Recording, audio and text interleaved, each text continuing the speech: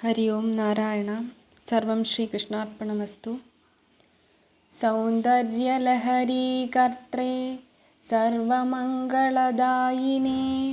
ശങ്കരാചാര്യവർയായ യതിരാജായ തേ നമഃ. ഹരിശ്രീ ഗണപതയേ നമഃ. ശ്രീ മഹാദേവായ നമഃ. ശ്രീ മഹാദേവ്യൈ നമഃ. ശ്രീ ഗുരുവായൂരപ്പ ശരണം. ശ്ലോകം 46. ലലാടം ലാവണ്യദ്യുതിവിമലമാഭാദിതവയത് ദ്വിതീയം തന്മന്യേ മകുടഘടിതം ചന്ദ്രശകലം വിപര്യാസന്യാസാദ്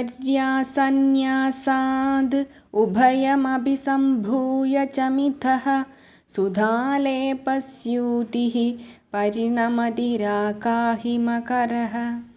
ലലാടം ലാവണ്യദ്യുതിവിമലമാഭാദിതവയത് ദ്വിതീയം തന്മന്യേ മകുടഘടിതം ചന്ദ്രശകലം വിപര്യാസന്യാസാദ് ഉഭയമപി സംഭൂയ ച മിഥഃ സുധാലേപസ്യൂതിഃ പരിണമതിരാകാഹിമകരഃ. അതീവ തേജസ്സോടെ തെളിഞ്ഞു വിളങ്ങുന്ന നിന്തിരുവടിയുടെ ലലാടത്തിൻ്റെ നെറ്റിത്തടത്തിൻ്റെ മനോഹാരിതയെക്കുറിച്ചാണ് ഈ ശ്ലോകം വർണ്ണിക്കുന്നത്. അല്ലയോ മഹാദേവി, സൗന്ദര്യമാകുന്ന ചന്ദ്രികയാൽ ഏറ്റവും നിർമ്മലമായി ശോഭിക്കുന്ന നിന്തിരുവടിയുടെ നെറ്റിത്തടം നിന്തിരുവടിയുടെ കിരീടത്തോട് ചേർന്നിരിക്കുന്ന രണ്ടാമത്തെ ചന്ദ്രാർദ്ധഖണ്ഡമോ എന്ന് കവി ശങ്കിക്കുന്നു. ശ്രീ ലളിതാ സഹസ്രനാമത്തിലെ വരികൾ ഓർക്കുക. അഷ്ടമീ ചന്ദ്ര ബിഭ്രാജ ദളികസ്ഥല ശോഭിത. അഷ്ടമീ ചന്ദ്രനെ പോലെയാണ് അമ്മയുടെ നെറ്റിത്തടത്തിൻ്റെ ഭംഗി വിളങ്ങുന്നത് എന്നാണ് പറയുന്നത്. അതേ അർത്ഥം തന്നെയാണ് ഇവിടെയും പറയുന്നത്. അമ്മയുടെ കിരീടത്തിൽ ശോഭിക്കുന്ന ചന്ദ്രക്കലയുണ്ട്. അല്പം കീഴ്പോട്ട് വളഞ്ഞ അമ്മയുടെ നെറ്റിത്തടമാകുന്ന ചന്ദ്രക്കലയോട് ചേർന്ന് കിരീടത്തിലെ ചന്ദ്രക്കലയെ മറച്ചു വെച്ചു ചേർത്താൽ അവ രണ്ടും ഒത്തുചേർന്ന് പൂർണിമ ചന്ദ്രനായി മാറും. അഷ്ടമീ ചന്ദ്രക്കല പോലെ അഴകും ശോഭയുമേറിയതാണ് അമ്മയുടെ നെറ്റിത്തടം. കിരീടത്തിലെ ചന്ദ്രക്കലയും നിന്തിരുവടിയുടെ ലലാടവും തമ്മിൽ യാതൊരു വ്യത്യാസവുമില്ല. അത്രയേറെ മോഹനസുന്ദരമാണ് അമ്മയുടെ നെറ്റിത്തടം.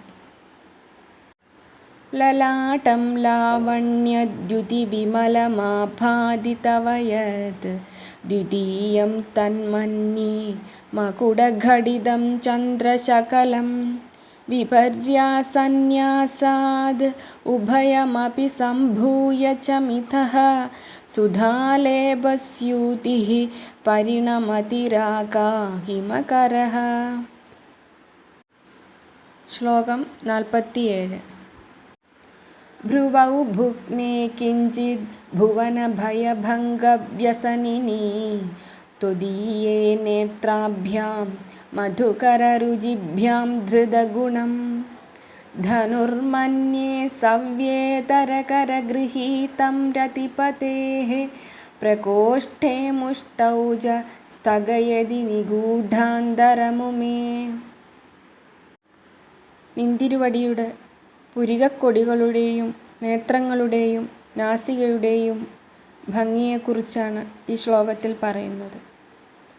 ലോകത്തിലുള്ള സകല ജീവന്മാരുടെയും ഭയത്തെ ഇല്ലാതെയാക്കുന്ന അമ്മേ, അല്ലയോ പാർവതി, നിന്തിരുവടിയുടെ പുരികക്കൊടികൾ അല്പം വളഞ്ഞതും കണ്ണുകൾ വണ്ടുകളുടെ കാന്തിയോടു കൂടിയതും നാസികാദണ്ഡം വില്ലിനും ഞാണിനും നടുവിൽ പിടിച്ച ദണ്ഡമായും തോന്നും. അമ്മയുടെ അല്പം വളഞ്ഞ കാന്തിയേറിയ പുരികക്കൊടികളെ കാമദേവൻ്റെ വില്ലിനോട് ഉപമിക്കുന്നു. വണ്ടുകളുടെ കാന്തി പോലെ കാന്തിയേറിയ അമ്മയുടെ നേത്രങ്ങൾ പുരികക്കൊടികളാകുന്ന വില്ലിൽ ഉറപ്പിച്ച ഞാൺ പോലെയാകുന്നു. കാമദേവൻ്റെ വില്ലിൻ്റെ ഞാൺ വണ്ടുകളെക്കൊണ്ടാണ്. അതുകൊണ്ടാണ് ഇവിടെ ഇങ്ങനെ ഒരു ഉപമ കൽപ്പിച്ചിരിക്കുന്നത്. ഈ വില്ലിൻ്റെയും ഞാണിൻ്റെ ഇടവിട്ടിരിക്കുന്ന മധ്യഭാഗം പിടിച്ചിരിക്കുന്ന കാമദേവൻ്റെ പ്രകോഷ്ഠമുഷ്ടിയെ അമ്മയുടെ നാസാദണ്ഡമാകുന്ന മനോഹാരിതയോട് ഉപമിച്ചിരിക്കുന്നു. കാമദേവൻ്റെ വില്ല് അമ്മയുടെ പുരികക്കൊടികളും ആ വില്ലിൻ്റെ ഞാണാകുന്നത് നിന്തിരുവടിയുടെ നേത്രങ്ങളാകുന്ന വണ്ടുകളും വില്ലിനും ഞാണിനും മധ്യേ പിടിച്ച കാമദേവൻ്റെ പ്രകോഷ്ഠമുഷ്ടി അമ്മയുടെ നാസികയുടെ മുകൾ ഭാഗം, അതായത് നാസാദണ്ഡമാണെന്നും പറയുന്നു. ഭ്രുവൗ ഭുഗ്നേ കിഞ്ചിത് ഭുവനഭയഭംഗവ്യസനിനീ ത്വദീയേ നേത്രാഭ്യാം മധുകരരുചിഭ്യാം ധൃതഗുണം ധനുർമന്യേ സവ്യേതരകരഗൃഹീതം രതിപതേഃ പ്രകോഷ്ഠേ മുഷ്ടൗ ച സ്ഥഗയതി നിഗൂഢാന്തരമുമേ. ശ്ലോകം 48. അഹസ്സൂതേ സവ്യം തവ നയനമർക്കാത്മകതയാ ത്രിയാമാം വാമം തേ സൃജതി രജനീനായകതയാ തൃതീയാ തേ ദൃഷ്ടിഃ ദരദളിതഹേമാംബുജരുചിഃ സമാധത്തേ സന്ധ്യാം ദിവസനിശയോരന്തരചരിം. വീണ്ടും നിന്തിരുവടിയുടെ നേത്രഭംഗിയെക്കുറിച്ചാണ് വർണ്ണിക്കുന്നത്. അമ്മയുടെ വലതു കണ്ണ് സൂര്യനായും ഇടതു കണ്ണ് ചന്ദ്രനായും മൂന്നാം കണ്ണ് അഗ്നിയായും പറയുന്നു. അല്ലയോ മഹാദേവി, നിന്തിരുവടിയുടെ വലതു കണ്ണ് സൂര്യരൂപമാകൊണ്ട് അത് പകലിനെ സൃഷ്ടിക്കുന്നു. ഇടത്തുകണ്ണ് ചന്ദ്രരൂപമാകൊണ്ട് അത് രാത്രിയെ സൃഷ്ടിക്കുന്നു. അല്പം വിടർന്ന സ്വർണ്ണ താമരപ്പൂവിൻ്റെ കാന്തിയോടുകൂടിയ മൂന്നാമത്തെ കണ്ണ് പകലിൻ്റെയും രാത്രിയുടെയും മധ്യേയുള്ള രണ്ടു സന്ധ്യകളെയും സൃഷ്ടിക്കുന്നു. സൂര്യചന്ദ്രാഗ്നി രൂപങ്ങളാകുന്ന നിന്തിരുവടിയുടെ 3 കണ്ണുകളാണ് പകലും രാത്രിയും സന്ധ്യകളും ഉണ്ടാക്കുന്നത്.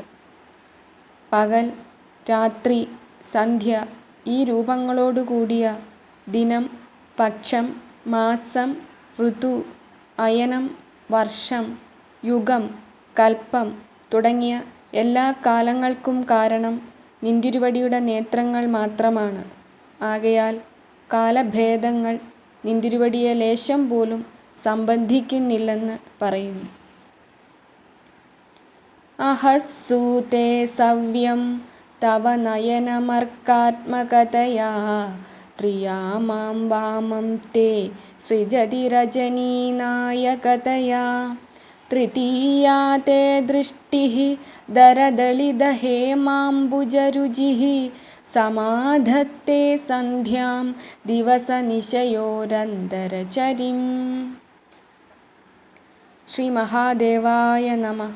അരാളൈസ്വാഭാവ്യാദ് അളികളഭസശ്രീഭിരളകൈഃ പരീതം തേ വക്ത്രം പരിഹസതി പങ്കേരുഹരുചിം ദരസ്മേരേ യസ്മിൻ ദശനരുചി കിഞ്ചൽക്കരുചിരേ സുഗന്ധൗ മാദ്യന്തി സ്മരദഹന ചക്ഷുർമധുലിഹ.